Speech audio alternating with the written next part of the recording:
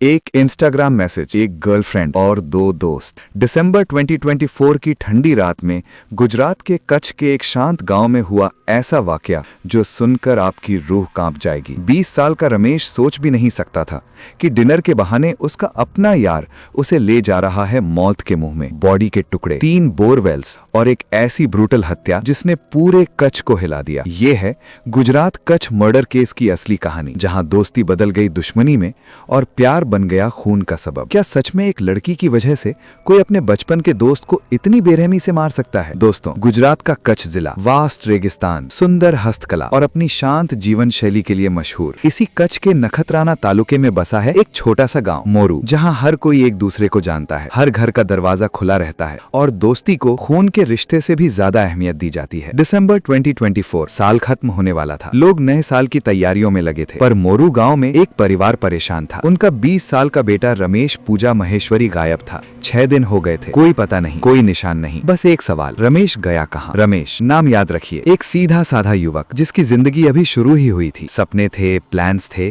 और था एक गर्लफ्रेंड जिससे वो बहुत प्यार करता था। पर किसी को पता नहीं था कि इस प्यार की कहानी में एक तीसरा कैरेक्टर भी था, उसका अपना सबसे करीबी दोस्त किशोर लखमशी महेश्वरी, 19 साल का, रमेश का चाइल्डहुड फ्रेंड। सेम गांव, सेम उम्र, सिमिलर सरनेम। दोनों साथ बड़े हुए थे, साथ खेले थे और दोनों की दोस्ती देखकर गांव वाले कहते थे ये हैं असली यार। पर कहते हैं ना, हर दोस्ती में एक क्रैक आ सकता है, और यहाँ वो क्रैक लाई एक लड़की, रमेश की गर्लफ्रेंड। नाम तो पता नहीं चला पुलिस इन्वेस्टिगेशन में, पर इस केस की वो सबसे इम्पोर्टेंट पात्र थी जिसने अनजाने में 2 दोस्तों की जिंदगी बदल दी। किशोर ने क्या सोचा ये तो वही जानता है, पर उसने किया कुछ ऐसा जो किसी सच्चे दोस्त को नहीं करना चाहिए। उसने रमेश की गर्लफ्रेंड को इंस्टाग्राम पर मैसेज भेजा, डायरेक्ट मैसेज, शायद फ्लर्टिंग, शायद कुछ इनअप्रोप्रिएट बातें। लड़की को गुस्सा आया और उसने क्या किया? रमेश को ब्लॉक कर दिया। सोचिए रमेश की हालत, उसकी गर्लफ्रेंड ने उसे ब्लॉक कर दिया और वो नहीं जानता था क्यों। Confusion, hurt, anger. जब सच सामने आया कि ये सब किशोर की वजह से हुआ तो होना क्या था? झगड़ा। दिसंबर की शुरुआत थी। पुलिस रिपोर्ट्स के मुताबिक ऊपर से तो दोनों दोस्त रिकंसाइल कर चुके थे, मान गए थे एक दूसरे को, पर अंदर ही अंदर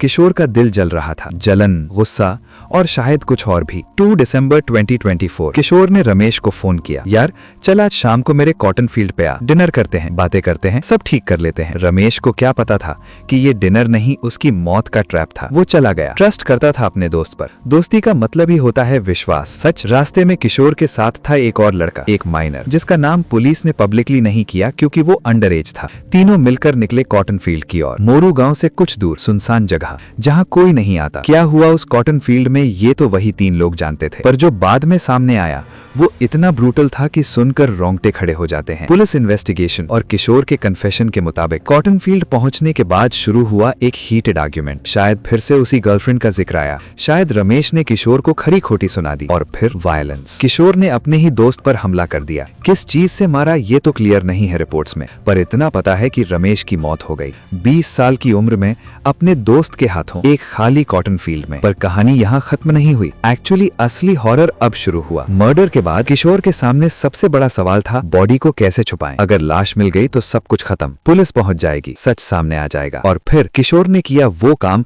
जो सुनकर आपकी आत्मा कांप उठेगी। उसने तय किया कि वो रमेश के शरीर को ऐसे डिस्पोज करेगा कि कभी किसी को पता ही ना चले। शार्प वेपन से रमेश की बॉडी को काटा गया, टुकड़े किए गए। पुलिस के इन्वेस्टिगेशन में ये सामने आया कि बॉडी को इतने पीसेस में डिवाइड किया गया कि ट्रांसपोर्ट करना आसान हो जाए। अब सोचिए उस सीन को, एक तरफ ठंडी रात, कॉटन फील्ड की साइलेंस और दूसरी तरफ 2 लोग जो बेरहमी से एक इंसान के शव को काट रहे हैं। कोई ह्यूमैनिटी नहीं, कोई गिल्ट नहीं, बस एक ही मकसद, एविडेंस मिटा दो। अब आता है डिस्पोजल का सबसे शॉकिंग पार्ट। किशोर और उसके साथी ने सोचा कि अगर बॉडी के टुकड़े अलग अलग जगहों पर फेंके जाएं तो कभी पकड़े नहीं जाएंगे। उन्होंने एरिया में 3 अलग अलग बोरवेल्स को टारगेट किया। बोरवेल्स यानी जो गहरे कुएं होते हैं पानी निकालने के लिए, डार्क, डीप और ऐसी जगह जहां कोई आसानी से नहीं देखता। एक एक करके शरीर के अंग उन बोरवेल्स में फेंके गए। कुछ हिस्से कॉटन फील्ड में ही गाड़ दिए गए। परफेक्ट क्राइम का प्लान। किशोर को लगा कि अब कोई पता नहीं लगा पाएगा, पर वो भूल गया एक बात, कोई क्राइम परफेक्ट नहीं होता, हर जुर्म अपने पीछे छोड़ जाता है कोई न कोई निशान। रमेश के घर में तबाही मच गई थी। उनका बेटा गायब था। आखिरी बार 2 दिसंबर को देखा गया था। उसके बाद कोई ट्रेस नहीं, कोई फोन कॉल नहीं, कुछ नहीं। परिवार ने रोना धोना शुरू किया, पड़ोसियों से पूछा, दोस्तों से कांटेक्ट किया, हर जगह ढूंढा, पर रमेश का कोई पता नहीं चला। तीसरे दिन जाकर पुलिस में मिसिंग कंप्लेंट दर्ज हुई। नखत्राना पुलिस स्टेशन में केस फाइल किया गया। पुलिस ने इन्वेस्टिगेशन शुरू की। लास्ट सीन कहाँ था, किससे मिला था, फोन रिकॉर्ड्स क्या बताते हैं, और धीरे धीरे सारे थ्रेड्स एक ही डायरेक्शन में पॉइंट करने लगे, किशोर महेश्वरी की तरफ। नखत्राना पुलिस की टीम ने ब्रिलियंट इन्वेस्टिगेशन की। सबसे पहले उन्होंने रमेश के फोन रिकॉर्ड्स चेक किए। लास्ट कॉल किससे थी, किशोर को। फिर सोशल मीडिया अकाउंट्स चेक किए। इंस्टाग्राम मैसेजेस मिले जहां क्लियरली दिख रहा था कि किशोर ने रमेश की गर्लफ्रेंड को मैसेज किया था, और इस बात को लेकर दोनों के बीच टेंशन था। जब पुलिस ने किशोर को क्वेश्चनिंग के लिए बुलाया तो इनिशियली तो उसने सब कुछ डिनाई किया, मुझे कुछ नहीं पता, हाँ रमेश मेरा दोस्त था पर मैंने कुछ नहीं किया। पर जैसे जैसे इंटरोगेशन इंटेंस होती गई, किशोर की कहानी में कॉन्ट्रडिक्शंस दिखने लगे। उसके स्टेटमेंट्स मैच नहीं कर रहे थे। पुलिस को समझ आ गया ये लड़का कुछ छुपा रहा है, और फिर आखिरकार प्रेशर में किशोर टूट गया। उसने पूरी कहानी बता दी, मर्डर कैसे किया, बॉडी को कैसे काटा, कहां फेंके टुकड़े। किशोर के कन्फेशन के बाद पुलिस ने रिकवरी ऑपरेशन शुरू किया। ये कोई आसान काम नहीं था। 3 अलग अलग बोरवेल्स प्लस कॉटन फील्ड, सब जगह सर्च करनी थी। स्पेशल टीम्स बुलाई गईं, बोरवेल्स में उतरने के लिए इक्विपमेंट्स लाए गए, और फिर एक एक करके रमेश के शरीर के अंग रिकवर किए गए। एक भयानक ट्रॉमेटिक प्रोसेस जो पुलिस ऑफिसर्स को भी हिला गई। कॉटन फील्ड में दबे हुए हिस्से भी निकाले गए। फोरेंसिक एक्सपर्ट्स ने कंफर्मेशन किया कि ये सब रमेश महेश्वरी के ही बॉडी पार्ट्स हैं। परिवार को जब ये खबर मिली तो वो टूट गए। उन्हें उम्मीद थी कि शायद रमेश जिंदा होगा, शायद भाग गया होगा, पर रियलिटी इससे कहीं ज्यादा दर्दनाक थी। पुलिस ने किशोर लखमशी महेश्वरी को मर्डर और बॉडी डिस्पोजल के चार्जेस में गिरफ्तार किया। साथ में वो माइनर भी अरेस्ट हुआ जिसने इस पूरे क्राइम में मदद की थी। माइनर होने की वजह से उसका केस जुवेनाइल कोर्ट में जाएगा, पर किशोर के लिए ये एक सीरियस क्रिमिनल केस है। मर्डर, डिस्ट्रक्शन ऑफ एविडेंस और आईपीसी की कई धाराओं के तहत चार्जेस। नखत्राना पुलिस ने प्रेस कॉन्फ्रेंस की और पूरी डिटेल्स पब्लिक की। पूरे गुजरात में ये न्यूज फैल गई। टीवी चैनल्स पर डिबेट होने लगी, कैसे एक इंस्टाग्राम मैसेज इतनी बड़ी ट्रेजेडी की वजह बन गया। लोकल कोर्ट में किशोर को प्रोड्यूस किया गया। उसने खुद ही अपना गुनाह कबूल कर लिया था, पर अभी भी ट्रायल होना बाकी है। एविडेंस कलेक्शन चल रही है, फोरेंसिक रिपोर्ट्स आ रही हैं। दोस्तों, ये सिर्फ एक मर्डर केस नहीं है, ये है हमारे समाज के सामने एक बड़ा सवाल।